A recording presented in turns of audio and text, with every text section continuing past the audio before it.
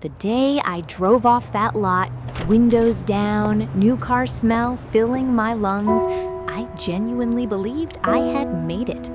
I had a $487 monthly payment. I thought I was just adulting.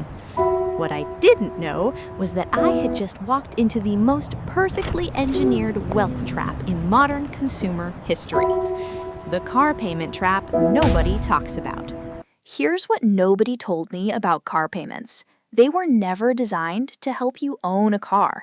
They were designed to keep you renting one forever while making you feel like you own it.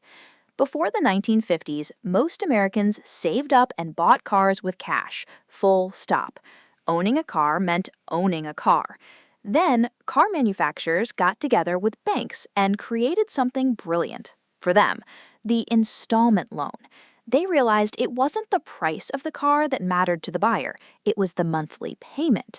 Suddenly, a $32,000 car didn't feel like $32,000. It felt like less than your phone bill.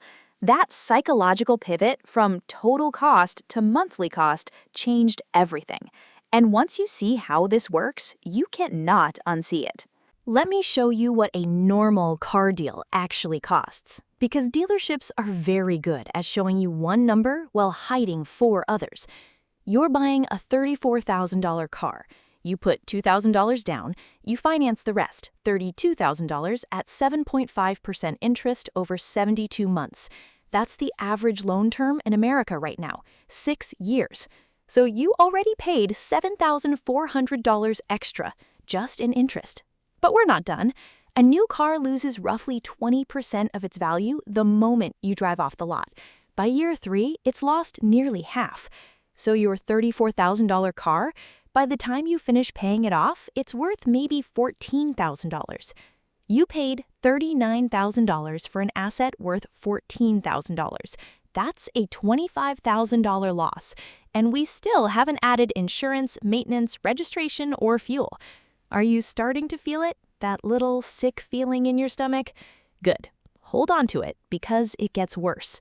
This is where it gets diabolical.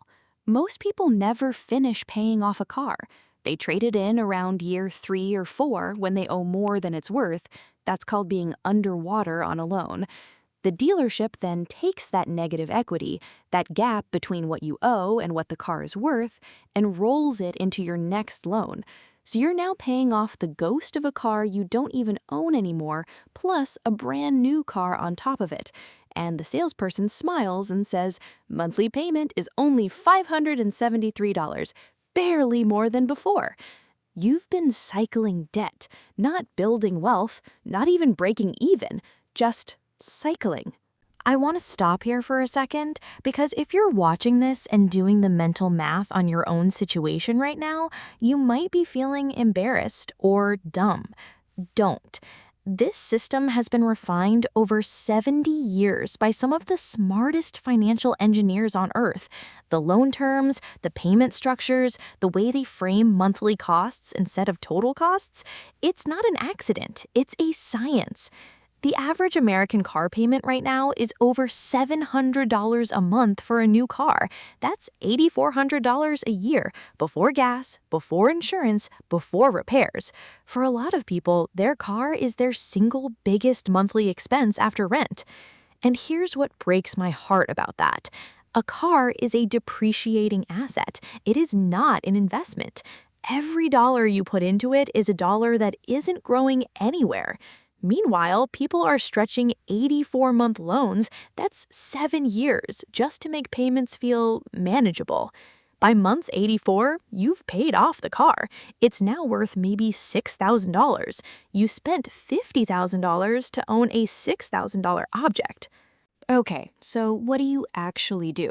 Because I'm not here to just make you feel bad about your Honda.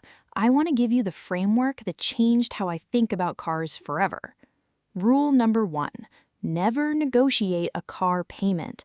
Negotiate the out-the-door price, the total. Then you decide how to pay for it.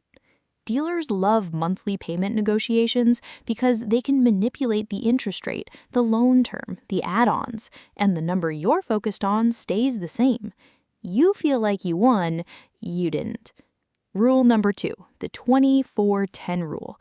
Put at least 20% down, finance for no more than 4 years, keep total car costs, payment, insurance, gas, under 10% of your gross monthly income.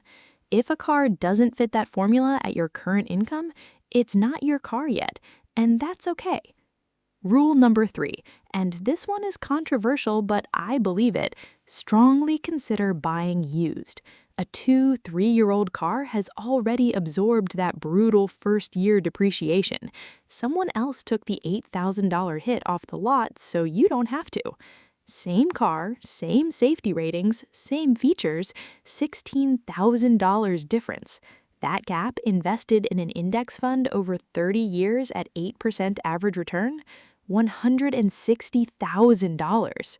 You're not just buying a car, you're choosing between a car and a retirement fund. Here's the revelation I want to leave you with, and it's not really about cars. The car payment trap isn't just about losing money on a vehicle. It's about what the payment mentality does to your whole financial life. When you get comfortable with the idea that wealth is about what you can afford monthly, not what you actually own, you start applying that logic everywhere. To furniture, to phones, to vacations on credit, to a life that looks rich but is hollow underneath. The most dangerous thing about a car payment isn't the interest. It's that it trains you to think in installments. And people who think in installments rarely build wealth. They just rent a lifestyle. The people quietly building wealth aren't the ones with the newest cars in the parking lot. They're the ones in the 3-year-old paid-off Camry with the boring brokerage account, watching their net worth grow while everyone else watches their lease expire. One path ends at retirement with a car you're proud of and a savings account you're proud of. The other ends with a really nice car and a lot of regret. I still drive a car. I'm not telling you not to. Cars are tools, and sometimes they're necessary tools. But I want you to own your car, truly own it, not just have permission to drive it for $548 a month. Ask the hard question the next time you're at that dealership. What is this actually going to cost me? Not per month. Total, for real. If this hit different, share it with someone who's about to sign a 72-month loan. Drop your current car situation in the comments. I read every one.